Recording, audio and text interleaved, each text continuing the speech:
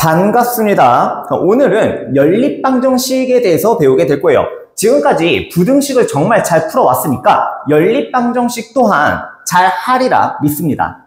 연립방정식 해보도록 하죠. 보시면 단원명이 연립 1차 방정식이에요. 그럼 여기에서 방정식이라는 단어가 먼저 보이고요. 그리고 1차 방정식이라는 단어도 보이게 되고요. 그리고 연립이라는 단어도 보이게 됩니다. 그러면 먼저 하나씩 살펴볼 건데 방정식이라는 게 도대체 뭘까요? 방정식이라는 것은 총 3가지의 요소를 필요로 하고 있어요. 첫 번째가 무엇이었냐면 등호가 있었어야 했죠. 그리고 두 번째는 미지수가 있었어야 했어요. 세 번째는 그 미지수를 특별한 해라고 했었죠. 다시 등식을 만족하게 만드는 미지수 x가 반드시 하나가 존재했는데 그것을 우리는 특별한 해 혹은 근이라고 설명을 했었죠. 이렇게 3가지를 만족하는 등식을 우리는 방정식이라고 했고요. 특별하지 않은 해, 그러니까 해가 무수히 많은 상태, 이것을 우리는 항등식이라고 했고요. 그것도 아니면 전부 다 이도저도 아니었고요. 등호가 없었을 땐 그냥 식이라고 불렀습니다. 맞습니까? 그럼 이렇게 예제를 봤을 때 x 플러스 3은 10이다 라고 나와 있죠? 미지수 x 존재하고요. 등호 존재하고요. 이를 만족하는 x의 값이 얼마다 라는 걸 알 수 있냐면 7이다 라는 걸 알 수 있고 이렇게 해를 만족하고 있으니 이것은 우리가 1차 방정식이라고 말할 수 있어요. 그리고 특별한 해를 구하는 과정, 이걸 뭐라고 하냐면 방정식을 푼다라고 이야기를 했었죠. 그럼 이렇게 미지수가 2개인 상태를 어떻게 설명을 할까요? 이것도 분명히 방정식이 맞을 거예요. 왜냐하면 등호가 있죠. 미지수가 있는데 그 미지수가 x뿐만이 아니고 y도 같이 있는 것뿐이에요. 그리고 특별한 해 만들 수 있을까요? 네, 만들 수 있습니다. 예를 들어서 x가 1일 때 y가 9면 되겠죠? x가 2일 때 y가 8이면 되겠죠? x가 3일 때 y가 7이면 되겠죠? 이런 식으로 여러 개를 만들어낼 수 있어요. 그래서 반드시 하나만 존재하는 건 아니지만 그래서 특별하다라고 말할 수는 없지만 그래도 해는 존재한다 라고 해서 이것도 방정식이라고 이야기를 해요. 그러면 얘를 1차 방정식이라고 하지는 않습니다. 왜냐하면 미지수가 2개가 있다 보니 미지수가 2개인 1차 방정식이라고 이야기를 해요. 그럼 여기에 대해서 내가 할 말이 있습니다. 이런 형태 ax 플러스 by 플러스 c는 0꼴 형태로 보이는 방정식을 우리는 미지수가 2개인 1차 방정식이라고 이야기를 합니다. 마치 이런 꼴 같지 않습니까? 얘를 x 플러스 y 마이너스 10은 0꼴로 바꾸면 그게 이 주황색 꼴과 똑같다는 거예요. 그렇다면 이렇게 예제 2개를 더 만들어 봤는데 미지수가 2개인 1차 방정식의 해를 지금부터 하나씩 구해보려고 합니다. 첫 번째, x가 있을 거고요. y가 있을 거예요. x에 따른 y의 값이 전부 다 다르겠죠? 무슨 소리냐면 x의 값이 1이었을 때 y의 값이 얼마가 나옵니까? 그렇죠. 7이 나오겠죠? x가 2였을 때는 y의 값은 4가 나올 거고요. x가 3일 때는 y의 값이 얼마가 나옵니까? 1이 나올 거예요. x가 4면은 y의 값은 마이너스 2, x가 5면은 y의 값은 마이너스 5. 이런 식으로 점점점 굉장히 많은 해를 만들어낼 수 있어요. 어쨌든 이 1차 방정식을 만족하는 해를 얼마든지 구할 수 있다라는 게 핵심이고요. 그러면 이렇게 표로 나타낼 수도 있지만 그 해를 다음과 같이 순서쌍으로도 표현이 가능하겠죠. 예를 들어서 1,7, 2,4, 3,1 이런 식으로 순서쌍으로도 표현이 가능한 것이 미지수가 2개인 1차 방정식이라는 거예요. 자, 두 번째 요거 예제 한 번 더 해보도록 하죠. x가 1일 때 y가 3, x가 2면은 y가 2, x가 3이면 y가 1, x가 4면은 y가 0, x가 5면은 y가 마이너스 1 이런 식으로 얼마든지 만들어낼 수 있다. 순서쌍으로 표현을 한다면 1,3, 2,2, 3,1, 4,0 이런 식으로 해를 나타낼 수 있습니다. 그럼 이 두 문제에서 제한 조건을 문제 안에서 걸 수가 있어요. 그게 무슨 소리야? x와 y가 자연수일 때 이런 식으로 조건을 걸게 된다면 해가 무수히 많다고 말할 수가 있습니까? 아니죠. 제한돼 버려요. 예를 들어서 위에 있는 해 같은 경우는 자연수인 해라고 했기 때문에 1,7, 2,4, 3,1까지는 전부 다 해가 되지만 4,-2와 5,-5는 해가 될 수가 없는 거예요. 왜냐? 음수가 나오고 있잖아. 둘 중 하나라도 음수가 나오면 되겠어? 안 되겠어? 안 되겠죠. 자, 그럼 두 번째도 마찬가지겠네. 1,3, 2,2, 3,1까지만 해가 되는 거고 4,0부터는 해가 되지 않겠다라는 거야. 왜? 이러한 초기 조건을 걸었기 때문에 이 조건에 맞는 해들만 찾는 거예요. 자, 그렇다면 지금 방정식에 대해서 알아봤고요. 1차 방정식이라는 것도 알아봤고요. 1차 방정식 중에서 미지수가 두 개인 것도 알아봤죠. 이제 뭐가 남았냐? 연립이 남았죠. 내가 여기에다가 쓴 예제 두 문제를 이렇게 다시 나란히 써놨어요. 그래놓고 내가 뭘 할 거냐면 중괄호를 늘려서 이렇게 묶었어요. 그렇다면 이걸 우리는 뭐라고 하냐? 연립했다 라고 합니다. 위에 있는 방정식과 밑에 있는 방정식을 묶어냈다, 연립했다라고 해서 이 두 개를 묶어낸 요렇게 생긴 꼴을 우리는 연립 1차 방정식이라고 해요. 그렇다면 이것도 방정식이기 때문에 해라는 게 존재하지 않겠습니까? 이 방정식의 해를 어떻게 구할 거냐? 지금 이 내용을 알려주려고 하는 거예요. 우리가 앞서서 위아래에 있는 이 두 방정식의 해들을 표로 쭉 나열을 해봤죠. 연립 방정식의 해라는 거는 위에서의 방정식의 해들이 있을 거고요. 밑에 있는 방정식의 해들이 있을 거예요. 둘 다 만족하는 공통적인 해, 그걸 우리는 공통해라고 하는데 그 공통해를 찾았을 때 그것을 우리는 연립 방정식의 해라고 해요. 그렇다면 위에 있는 방정식과 밑에 있는 방정식의 해들을 먼저 쭉 나열을 해야 되겠죠. 보세요. 나열되어 있고요. 여기도 나열이 되어 있어요. 그 중에서 공통해가 있습니까? 보이나요? 여기 3,1이 있고요. 여기도 3,1이 있죠. 이렇게 공통으로 들어가 있는 해를 공통해라고 하고요. 이것을 연립 방정식에서 뭐라고 부르냐? 연립 1차 방정식의 해라고 불러요. 근데 너무 길잖아. 그래서 그냥 방정식의 해라고 합니다. 그냥 연립 방정식이 있는데 해를 구하세요 라고 한다면 첫 번째 방정식의 해를 쫙 구하고요. 두 번째 방정식의 해를 쫙 구하고요. 그 중에서 똑같은 녀석을 찾아서 공통해를 찾아서 걔를 대표값으로 딱 써주는 거죠. 몇 콤마 몇? 3,1. 얘가 연립 방정식의 해였습니다. 그러면 순서상으로 표현할 수도 있고요. x는 3, y는 1 이렇게 따로따로 엮어서 표현할 수도 있습니다. 즉 이렇게 써도 되고요. 이렇게 써도 된다는 뜻이에요. 생각보다 간단합니다. 다시 정리를 해보도록 할게요. 연립 1차 방정식을 지금부터 배우게 될 건데 결국에는 방정식이 몇 개가 있냐면 두 개가 있는 거예요. 그쵸? 그 두 개를 엮어낸 상태, 이거를 연립 방정식이라고 부르고요. 그 연립 방정식의 해는 위에 있는 방정식의 해와 밑에 있는 방정식의 해들을 쫙 나열을 했을 때 공통해를 찾을 수 있으며 그 공통해를 연립 방정식의 해다라고 말합니다. 괜찮아요? 이제부터 책을 보면서 간단하게 정리를 해보도록 할게요. 연립 1차 방정식과 그 해라고 나와 있죠. 미지수가 두 개인 1차 방정식, 차수가 1인 미지수가 두 개인 방정식이라고 하고요. ax 플러스 by 플러스 c는 0꼴이라고 나타내고 있죠.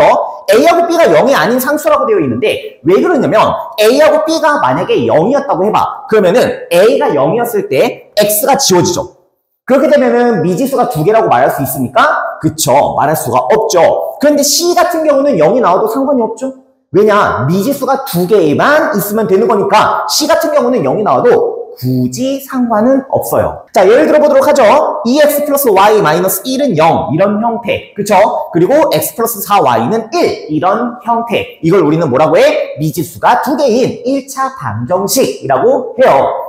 방정식의 3요소 기억해야 합니다. 는 등호가 있고요. x 미지수가 있고요. 또는 y 이렇게 미지수가 2개가 있어도 돼요. 그리고 또 뭐가 있어야 돼? 특별한 해, 그쵸? 미지수가 2개인 1차 방정식 해라고 나왔는데 ax 플러스 by 플러스 c는 0을 뭐가 되게 하는? 참이 되게 하는 이걸 뭐라고 했냐면 나는 등식이 성립하게 하는 x, y의 값을 방정식에 뭐라고 한다? 해라고 한다. 또는 뭐라고 한다? 근이라고 한다. 맞아요?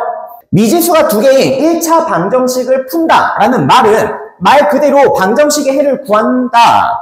말 그대로 방정식의 해를 구한다는 거겠죠? x, y가 자연수일 때 이런 걸 우리는 초기 조건이라고 해요. 이 조건을 만족하는 범위 안에서만 구한다라는 뜻이겠죠? x 플러스 2y는 8이다. 이 해를 순서상으로 나타내 주세요. 이 문제 같은 경우는 순서상으로 나타내 달라라고 했기 때문에 아까처럼 x는 얼마, y는 얼마 이런 식으로 표현할 필요는 없는 거겠죠. 해를 구해보면 x와 y가 이렇게 나오게 될 거예요. 그렇다면 해를 구해보도록 하죠. x 플러스 2y는 8이야. 해를 구하는 방법 중에 하나가 뭐냐면 개수가 큰 미지수부터 채워 넣는 거예요. 만약에 y가 1이었다라고 해보자. 그러면은 x의 값이 얼마야? 6이죠? 이런 식으로 큰 숫자부터 채워 넣게 된다면 개수가 큰 미지수부터 채워 넣게 된다면 개수가 작은 미지수는 조금 더 수월하게 구할 수 있다라는 걸 알 수 있어요. 자, 그러면 y의 값이 2가 되면은 x의 값은 4가 되고요. y의 값이 3이 되면은 x의 값이 2가 되고요. y의 값이 4가 되면은 x의 값은 0이야. 이 이후로는 불필요가 있어 없어? 없죠. 왜냐? 이미 자연수가 아닌 숫자가 나와버렸죠. 그러니까 여기서부터는 의미가 없어요. 그럼 이것을 순서상으로 표현한다면 6,1, 4,2, 2,3 이런 식으로 표현할 수 있으면 되고요. 이 주황색이 정답이 되겠어요. 미지수가 2개인 연립 1차 방정식 같은 경우는 미지수가 2개인 1차 방정식 2개를 몇 쌍으로? 한 쌍으로 나타낸 것, 그걸 우리는 연립한다 라고 해놓고 중괄호를 늘려서 표현한다 라고 했었죠.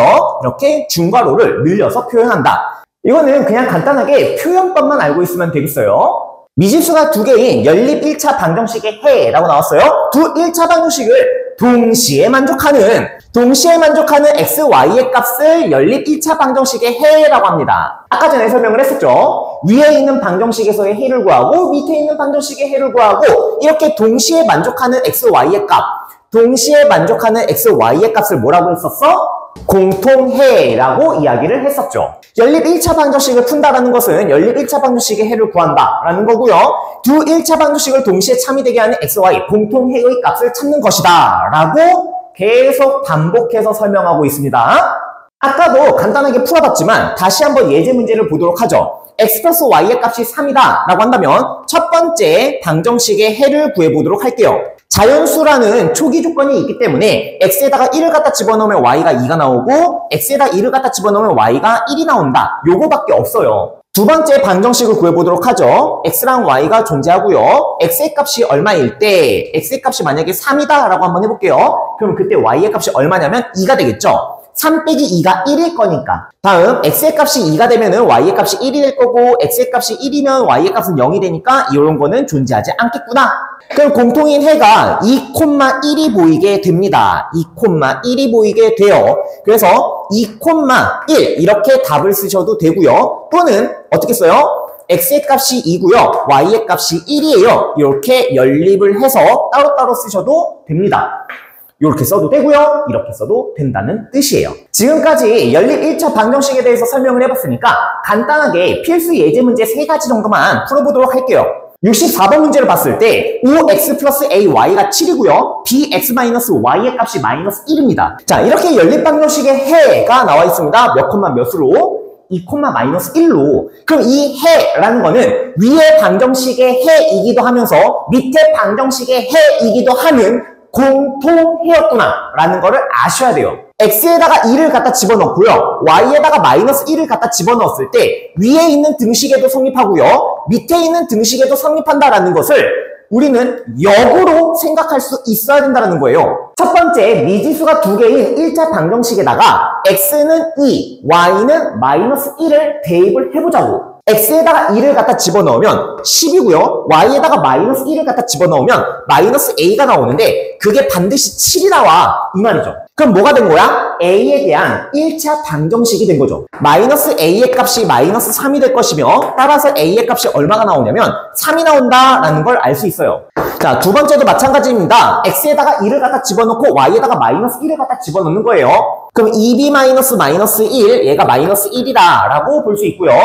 플러스 플러스 바뀌게 되고요.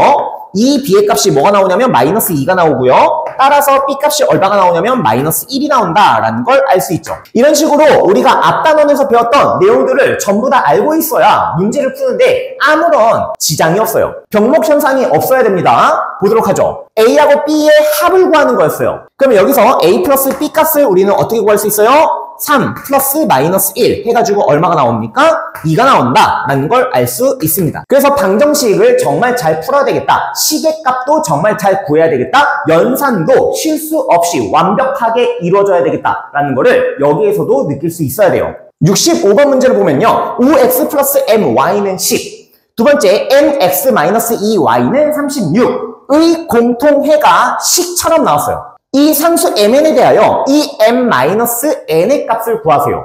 이 해를 위에 있는 방정식에다가 대입을 할 거예요.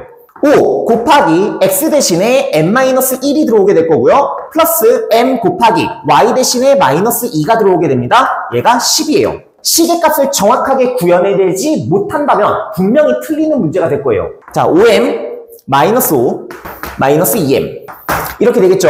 5m에서 2m을 뺍니다. 그럼 3m이 될 거고요. 마이너스 5가 이항되면 15가 될 거고요. m 값이 5 이렇게 나오게 되네요. 두 번째 식에다가 갖다 넣어요. m 값이 5니까 4, 마이너스 2구나 라는 걸 알 수 있겠죠. 그래서 4, 마이너스 2를 두 번째 식에다가 넣습니다. 그럼 4n 마이너스 2 곱하기 마이너스 2가 36이다. 이렇게 될 거고요. 4n 플러스 4가 36이 되면서 4n의 값이 32가 되고요. 따라서 n 값은 8이 나온다라는 걸 알 수 있겠죠. 마지막으로 우리가 해야 할 것 2m-2를 2m-n을 구하세요죠. 그럼 2 곱하기 5 마이너스 8 그러면 10 마이너스 8 그래서 2가 최종적인 정답이 되겠네요. 마지막 문제 보도록 하죠. 해가 나왔어요. 마이너스 3,k죠. 마이너스 3,k구나 라는 걸 알 수 있고 이거를 첫 번째 식에다가 대입을 하게 된다면 마이너스 6, 마이너스 3k가 6입니다. 이제는 이렇게 빠르게 연산해도 되겠습니까? 마이너스 3k의 값이 12가 될 거고요. 따라서 k의 값이 마이너스 4가 나오게 됩니다. 자, 그리고 두 번째, 이것을 두 번째 식에다가 넣게 될 건데 k의 값이 얼마가 나왔냐면요. 마이너스 4가 나왔어요. 그래서 y에다가 마이너스 4를 넣겠다라는 겁니다. x에다가 마이너스 3을 갖다 집어넣게 되면 마이너스 3a가 될 거고 y에다가 마이너스 4를 갖다 넣게 된다면 마이너스 8이 될 거예요. 얘가 1. 마이너스 3a의 값이 9가 되면서 따라서 a의 값은 얼마가 나오냐면 마이너스 3이 나오게 됩니다. 각각을 구하세요 라고 했기 때문에 k의 값은 마이너스 4고요. a의 값은 마이너스 3입니다. 요렇게 써 내려가면 될 거예요. 자, 이렇게 필수 예제 문제들도 조금씩 풀어봤어요. 어느 정도 이해를 했다라고 판단이 되고요. 지금 내가 준 프린트 문제 한번 풀어보시고요. 연습을 해보도록 합시다.